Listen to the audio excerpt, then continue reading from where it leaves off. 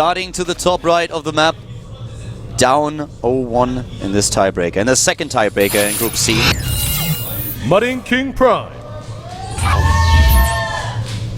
lot of MarineKing fans. Yeah, can he do it? The red rims of doom. If he loses, someone should actually tweet at him, tell him that those glasses are bad luck.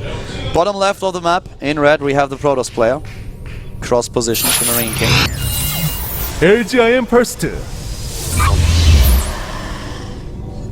MarineKing's ID on Twitter, if you really want to send him a tweet, is MKPS2. The player that we just saw on screen first. His ID is LGIM first. Make sure that you also add the two of us, at Kaldor and at ProxyWolf. Love to hear from you. Yep. Tweet at us what you think about the game so far. And also tweet at us how many tiebreakers do you think we'll have today? No. That's what I'd like to hear from you guys. All sorts of things. Who do you think's getting out? How many tiebreakers? You can tell me what your favorite color is, but I'm not as interested about that. We already got a couple of tweets earlier where people said we should bring out the coin flips. I don't really think that this is going to happen. No, we are going to stick it out to the end, guys. I cannot imagine. I mean, I've worked at GOM for now 2 years, and I cannot imagine a situation where they would flip coins over this. The only thing I could see is GOM being like, well, we're coming tomorrow to the studio to settle this.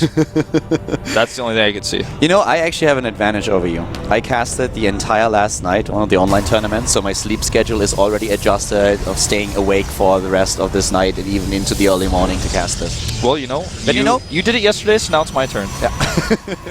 You know, if you at some point just fall asleep, it's going to be fine. I'm going to take over. I have you back here. It's okay. I think I can make it. Okay. That's cool. I mean, we have 3 coffees around here, so 3 cafes where we can get a lot of coffee. We will send one of the admins over. Yeah, you got to call them in a minute if we go into a third tiebreaker. Guys, I'll step away. 2 Americanos with extra espresso shots. Hot and large. Exactly. By the way, we have MarineKing going into potentially his Reaper build again, double Reaper. Yep. And that's exactly what we see. So he's using the build he used against Hurricane in the very first game of everything, now against First, a completely different opponent. Then into a command center, of course. But right now, you know, with this build, or on this map, you have a lot more surface area that you can use to jump into your opponent's main base. Yeah, this is a much better map for this. Yeah, on Daybreak, it's so much more difficult to actually get those in there. Yeah, there's just so much that space around the main base that you cannot really jump in. You have a very small surface area when you can use this cliff mechanic to your advantage. But let's see what MarineKing is going to achieve with this. We have him with the first Reapers now on the way, and of course the command center has been started behind it. They're gonna find the they could just barely miss him, right? I don't think he saw him. Only if he was looking like with a third eye on his forehead. He didn't see, and now of course, yeah. Probe sees everything. Early in engineering bay, as you would expect. He's going to know now that there are Reapers coming to his base.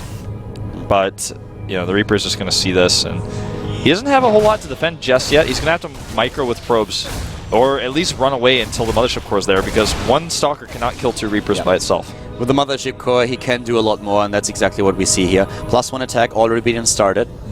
That is this advantage that MarineKing and Terran players these days are just trying to edge out in the early game, the upgrade advantage here. And MarineKing doing the same build again. And Robotics goes down for First. You know, this is a map that plays into MarineKing's playstyle quite a bit because you know, First is not going to be able to catch him off guards or unawares anyway. Not on these cross spawns. The furthest cross spawns you can never really get. Yeah. Well, Nexus is now completed. We have additional gateways being added for First. This will give him a lot of safety against MarineKing's bio pressure that we sometimes have here. And still the Reapers are just trying to be a nuisance. Trying to be a pain in the ass, always jumping into the main base, having a quick look at the natural. And if you miss that at some point, that's the Protoss, you're going to lose a probe or 2. Yeah. I'd be oh so careful about that. First Observer on the way. So he wants to get some ideas about what type of pushing MarineKing is going to do. I expect to see 2 Observers out from him because this is not a map to get an Immortal out on. No way. Stim has been started, +1, halfway done, extra gas being taken. Observer soon to be on the way, gets the second one as well. MarineKing has been starting to spot more observers on the map and dropping those scans. But he has struggled a little bit with the information that Protoss players were able to gather against him. We've seen this in the last few games, always an observer there with the army, always an observer at the front, figuring out when MarineKing is going to attack. That drop attempt that he had on Belgian Vestige against Hurricane that didn't work because the Observer was spotting when he loaded all the units into the Medivacs was a very good example of that MarineKing could do a little bit better, shutting down the Observer play of his opponent. He could have won the game with a drop that blindsided Hurricane in the last match. You're so right. It's very difficult, unless you're up against Creator, to really take care of all those Observers. Yeah, Creator is basically pinging on the map, telling you where they are. He's private messaging you in chat, telling you.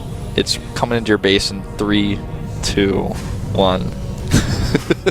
In this case, MarineKing doesn't get the private message. Yeah. As you can see, he's probably set on busy right now. Yeah, that's actually the rules in most tournaments. Set to busy. Oh, here we go. Once again, in the main base, the two Reapers trying to get the scouting information. This time, one of them will bite the dust. No! He saves both. Oh, a little bit of better targeting could have at least taken down one of them. But these Reapers are awesome for scouts. They're basically observers. They want to be observers. We have the forward pylon now at the right side of the map. You can attempt to scout drops, but the path is something that most dropships won't take on this map. We have now also the range upgrade being started. He only adds 2 gateways, so he's not going to hit an attack timing with this.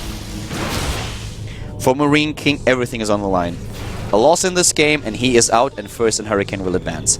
If he wins, then First is once again facing Hurricane in the PvP.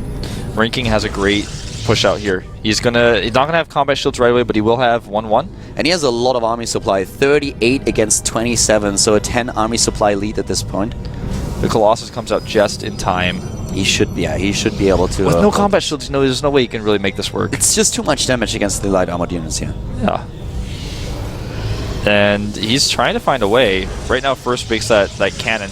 That's the fear cannon. It's the cannon that you make where you're like, I don't know, better safe than sorry. Scan goes down, and is he really going to commit to this without combat shields? I think this would be a mistake. It looks like he's trying, and he's moving in. He's trying to snipe that Colossus. Not just yet. He's taking down a lot of those forces that we have on the gateways, but now it's the Stimmon, and he takes down the Colossus. He gets it. He gets it. Combat shields never complete during this, but he just does a ton of damage, gets that Colossus. That is way better than I thought he would do. It's just that MarineKing micro. That was a really good trade for him, taking down sentries, taking down Colossi. He invested a lot of minerals for this, but he took down so much gas of his opponent. He has an armory ready at home to start 2-2. There's more +2. and more gates now for First. +2/+2 so early in the game. And once again, the Observer at the front, seeing everything, seeing this drop. Yeah, able to see it, spot for it. MarineKing not going to commit. He does actually find himself rallied a lot of his units across the map. I think he should turn those around. Yeah. The +2/+2 has been started. Third command center now on the way. The Medivac is trying to move in and now spotted by First, but he doesn't react just yet. Here come the Marines. He sees the Stalkers. They are sniping the Medivac instantly. Yeah, he's going to get a Stalker here. But he has another force at the natural. Was trying to poke in with the bioforces to take down probes, but the Colossi welcoming him immediately, and MarineKing backed off. Yeah, that trade was not very good for MarineKing. Yeah, the earlier trade was much better. He actually chases these army forces away with his Observer. MarineKing now knows his Observer over there, but he has to make some tough choices about whether or not he kills it. And I don't want to say MarineKing threw his lead away there, but I will say that that was overzealous, and this is something that First is going to be very happy for. This as well. Saves a few units with the Medivacs that he has. That was a little bit unlucky for him. Very unfortunate to run straight into the Protoss army here with this pathing. Third base going down for First now, and he's going to Stim, nearly completed, whereas MarineKing has now the third command center, upgrading it into the orbital, +2/+2 nearly completed, halfway done. Yeah. And we have the second attack upgrade, or armor upgrade, just now started for First, who's falling a little bit behind. MarineKing way ahead economy-wise. They're even in Harvesters and with triple mules, and with him being able to put that saturation down whenever he wants at the third, he's looking solid. MarineKing is heading once again into the Vikings now, as a counter to those Colossi that he's dealing with, and we have the Hellbats at the front to deal with the Zealots. Marines hunting around the map, just trying to find anything they can. MarineKing takes an interesting third base, but it's going to be spotty. He's going to take the base to the 12, which is a little bit further away and much harder to save. If you get attacked and you want to lift into your main, that's really easy to do at the other third, but this one, that's you can float it over air, but... It has also been spotted. There is still an Observer at the front of MarineKing's natural that has seen everything that's happening here. +2/+2 is done. And this is exactly when MarineKing against Hurricane and so many Protosses earlier moved out and tried to put on aggression. Heavy Marauder count right now, but I don't know if he has enough to actually make this work. He wants to trade here. He doesn't actually want to end the game. Can he find an angle? Know if he has the Vikings to pull it off. That's the biggest problem that I have with this. There are already 4 Colossi. Oh no, he's losing several Marauders, tries to save them. Gets nice actually pick up 3 here. of those. That was amazing. But here comes the attack, and First says, you know what, I've got it up here. Charge is not done. 2-2 advantage for MarineKing. First doesn't have the count of Stalkers though, and he's losing a lot of his Colossi. They're still being targeted here. The Antia is just not there anymore. And he lost the first Colossus, he loses the second, he loses the third. He might as well lose the fourth, and he does. And MarineKing actually has enough DPS to actually land his Vikings and go for the kill here. Pushing these sentries back, he targets the Stalkers. Great micro here by MarineKing, gets the last of the sentries. Now he can go in and harass that third base. The medevac's so important, keeping those Marauders alive, and the reinforcements are already on the way. They are streaming down to the bottom left. The next round of warp-ins for First is trying to make a stand here at the third base, but the Terran player is just trying to rally his forces into one big chunk once again.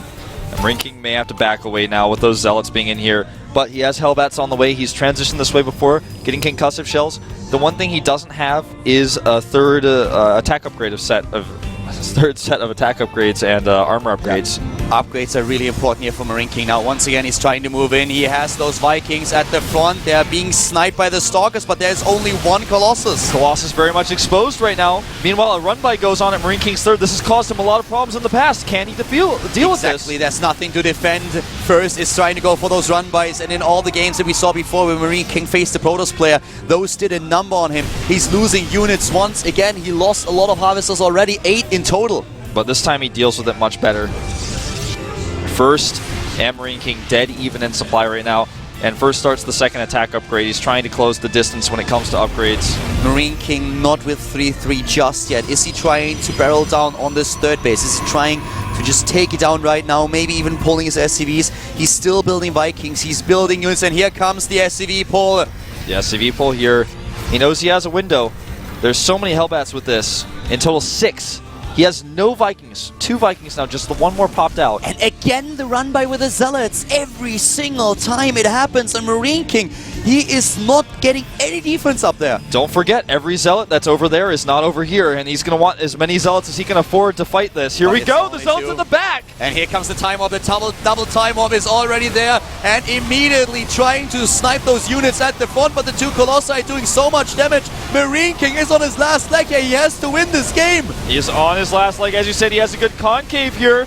He just does not have enough room to move. And the third Colossus is now here, and First is pushing MarineKing back and taking a 20 supply lead in this game. MarineKing looks like he may be dead and out here now. Down 5 supply, but more importantly, down 25 workers, and he has no answer for his opponent's tech. to close the gap. Exactly, the upgrades are the same. +2/+2 army supply in favor of MarineKing here, but the Zealots once again moving in. This time we have a few units at the third base, taking them down.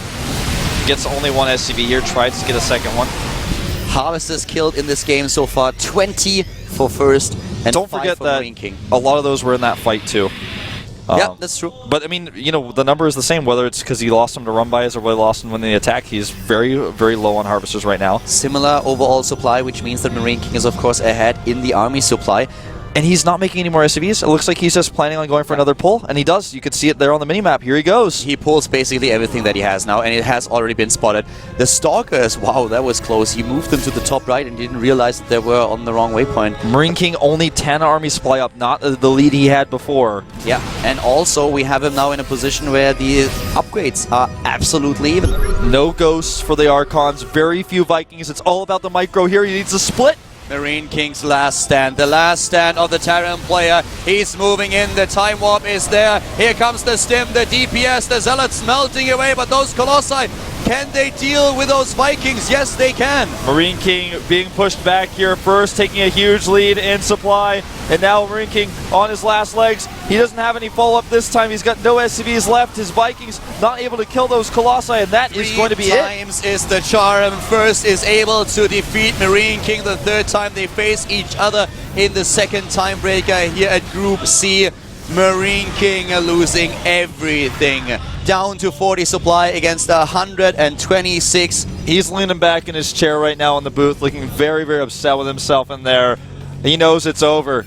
He's not going to be advancing to the Premier League. He will not play in the OSL. Looking to the ceiling right now. He's losing his third base. He cannot save it. He has 9 harvesters. This game is over. The hopes of the Prime fans has been crushed. We have MarineKing dropping to Code A. A little bit of a dance going on here for first. He knows he's won this. He lost twice, but the third time, like you said, is the charm.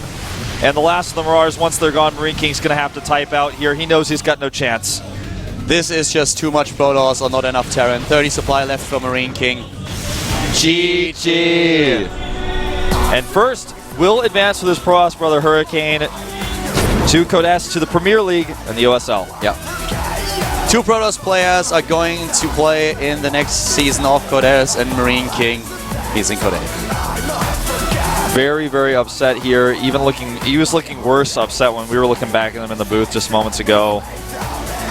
Yeah, he realized, of course, when he lost the fight that it's over. He right here, very proud of First for being able to take those wins. You know, the third time was the time he needed. The first 2 times he really had a problem. Yep. MarineKing every time close, every time, well, he lost it against Hurricane, especially, not taking a single win against him today. And these run-bys, I mean, in the last game, not as crucial as they were in the game against Hurricane, for example, but it was just a constant thing that we saw in the matches of MarineKing, that he didn't guard his third base. Yeah, the big story, exactly, is in against both opponents, he didn't guard his third base very well, especially not against Hurricane, which in the game with the DTs cost him a command center, and the game with the Zealots cost him his economy. Yeah. So now we have 2 Protoss players advancing. MarineKing putting up quite the fight today, but in the end not able to pull through here. We have him in Code A. Next season he is not able to go through the up and downs here. And, well, we of course now have 2 very happy Protoss players. Yeah, 2 very happy Protoss players. The first Protoss is to advance actually this season of the up and downs, if I'm not mistaken. Didn't we have 1? I actually lost track of time of the games a little bit, but you might be right here. Well, we'll take a look at our match results. It might make things a little bit clearer. By the way, just to mention this for everybody, the next season of Code S is going to be the OSL. So, you know, OSL, GOM and OnGameNet working together here. So that's why it says StarLeague instead of GSL, but it's the same format, and it's going to carry over. For example, if you fall out of the OSL into the Challenger League, then you're in Code A, just how it worked before. So it's just a different name for the same format. Same league, different name. Hurricane and First, they are advancing. MarineKing, Bang, and True, they are out. They are going to play in Code A next season. Yep, and here are the up and down groups for next week. They're going to be Thursday, Wednesday, and Tuesday, so count down from left to right. I don't know why that happened that way. Really, really interesting games that we are going to see here. I actually don't know what my favorite group is. I think probably the group with Yu-Gi-Oh! John B, Creator, and Swag. A lot of Protoss players here. Maybe the Effort group? I like the Keen, SC, Avenge, Younghwa group myself. Well, all the games are going to be quite interesting. Keep in mind that we have the GSL Code S Finals coming up in just 2 days on Saturday at 3 p.m. Korean Standard Time. We have a ticket discount, by the way. I want to mention this as well, up to 17%. Oh, okay. I didn't know that. Sorry, I just wanted to mention that. For a second, I was like, what ticket discount? And I was like, Wolf, silly. That's free. And then I was like, okay, now I know what I'm talking about. Yeah, check that out as well. The finals themselves, of course, being free. You can just show up at the venue, but make sure that you reserve one of the seats. Go to GOMTV.net to check out those additional information. We are done for the day. I hope that you enjoyed the shows. We had a lot of games here with a double tiebreaker. We're going to see you next week with the up and downs. Stay tuned. See you then.